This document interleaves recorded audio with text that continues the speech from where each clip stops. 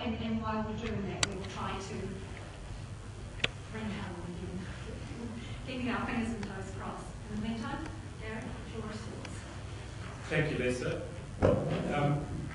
My task is to give you a New Zealand perspective, including economic impacts and how effective I think our government may be at responding.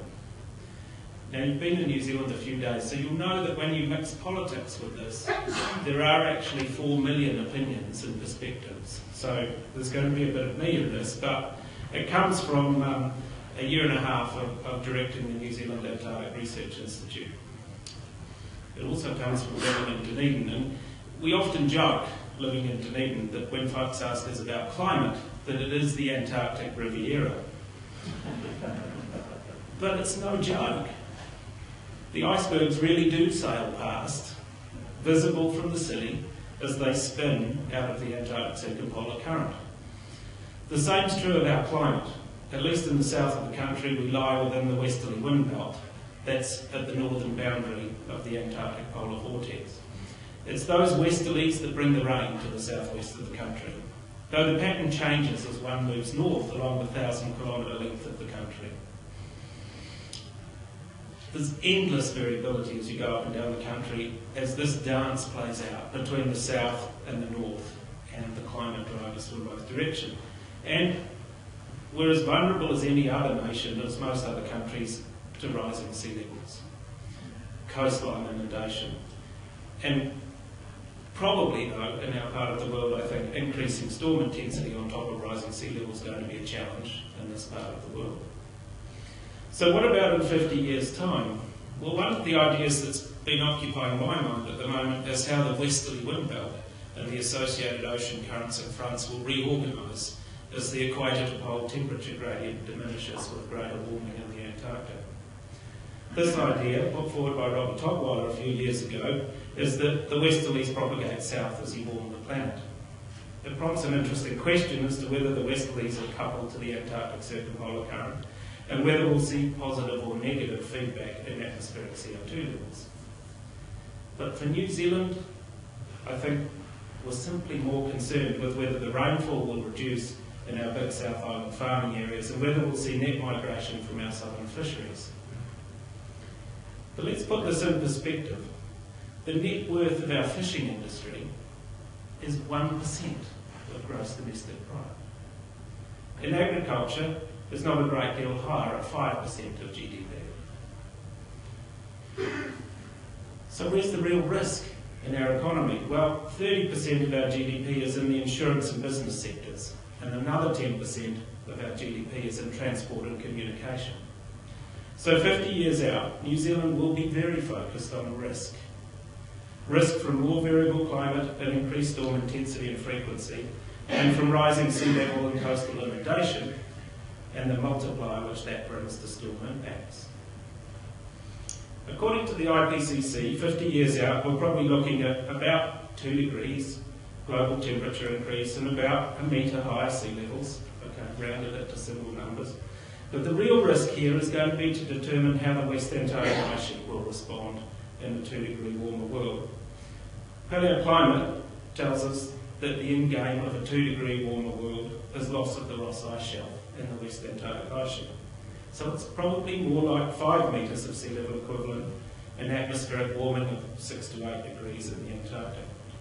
Obviously that's going to have enormous impact on the equator pole temperature gradient and the position of the westerly winds and the ocean front south of New Zealand. How does one address such risk? Well, the smoking gun I see is the stability of the big ice shelves that buffer the West Antarctic ice sheet and their interaction with the ocean. If you want to reduce long-term risk, work out how vulnerable those systems are going to be to warming. I've also been tasked with addressing how effective I think the New Zealand government will be at responding to those changes. 50 years in politics is a long time. They say that a week in politics is a long time, so I asked Chuck a little bit about this, and Chuck said I should stick a paper bag on my head and tell the truth.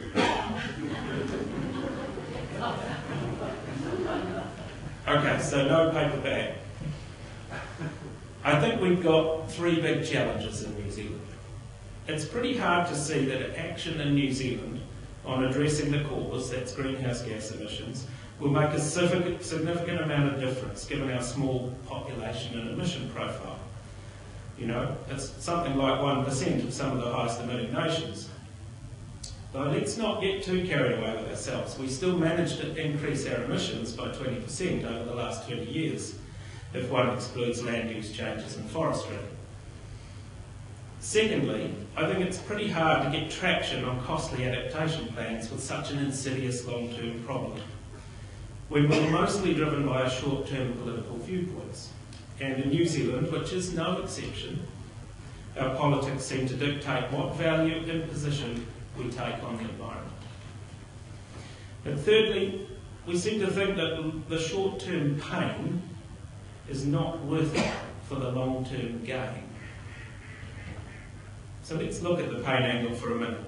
I don't think it's actually so much about pain, but changing long-established habits. How do we do it? Do we need a financial incentive? I thought about this. It might work, but I don't actually think so. In New Zealand, we've just gone through the switch from analogue to digital TV. And every household had to buy at least one new TV. That's on the order of $500 a household, or $1 billion for the country. No one complained. What was the incentive? Quality of the programs hasn't improved. Sorry, Lisa. Yeah. I mean, everyone just accepted it. It's progress. It's a foregone conclusion. We just had to do it. We kind of seem to think that as long as we have enough money, we'll be able to provide for our immediate families and the next generation. But will we? Not when the risk of environmental change becomes too great, which unfortunately might be a few years off. The only way I see of engaging a nation, such that its government will follow in some research, is some research focused on two key elements of the Antarctic system. The bits that are vulnerable in a warming world, and the places with steep gradients in the physical and biological process where we can detect change early and engage people in doing something about it. And by change I mean that propagating south to the Antarctic and that propagating north, which for the purposes of this discussion is New Zealand. And the sooner we get on with it, the sooner we can engage our and other nations in this difficult problem. And I know we have the capacity. After all, we did manage to establish the Earthquake and War Damage Commission 70 years ago and generate a fund that's made a significant difference in dealing with earthquake risk and rebuild. Thanks.